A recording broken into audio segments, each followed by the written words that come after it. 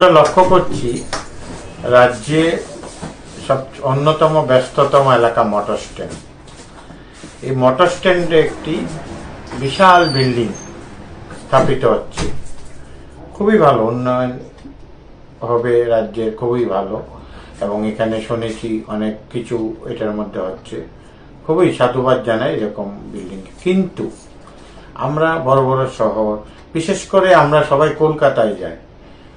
কলকাতায় গেলে আপনারা দেখতে পারবেন আমরা নিচে দিয়ে যাচ্ছি, উপর দিয়ে কত সুন্দর রেস্টুরেন্ট, মাল্টিপ্লেক্স, অনেক কিছু আছে নিউ টাউন যাওয়ার পথে।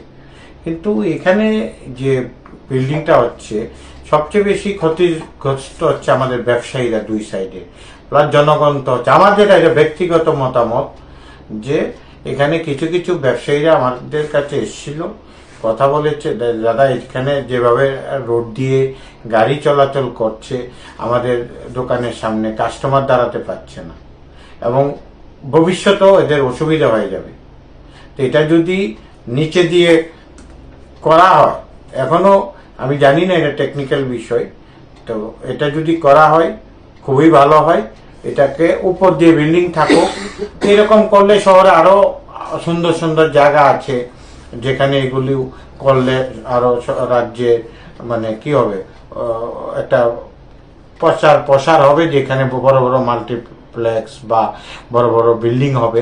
তো এই শহরের বিভিন্ন জায়গায় এটা করা যেতে পারে, যদিও টেকনিক্যাল বিষয়গুলি ইঞ্জিনিয়াররা আছে, স্মার্ট সিটির লোকরা আছে।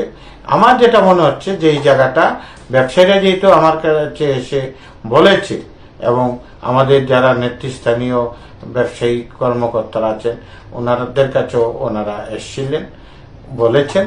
তা আমার মনে হয় এই জায়গাটাকে কিভাবে, এখনো সময় আছে, কারণ এমন আপনারা মনে রাখবেন যে একটা সময় আমি কোথায় পড়েছিলাম, ওয়েস্ট বেঙ্গলে একটা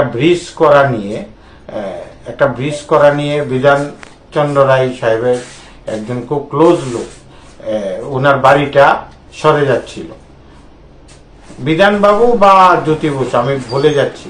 তো এমন এই সেতুটা নির্মাণ করার সময় উনি বারবার বলছিলেন যে আমার তো এরকম অসুবিধা হচ্ছে এই সমস্ত চলাচলের ক্ষেত্রে। তৎকালীন সময়ে ওনারা নির্দেশ দিলেন ইঞ্জিনিয়ারদেরকে, দেখো এটাকে কিভাবে করা। দেশের স্বাদের আনন্দ লংতরাই, রান্নায় তোমাকে চাই।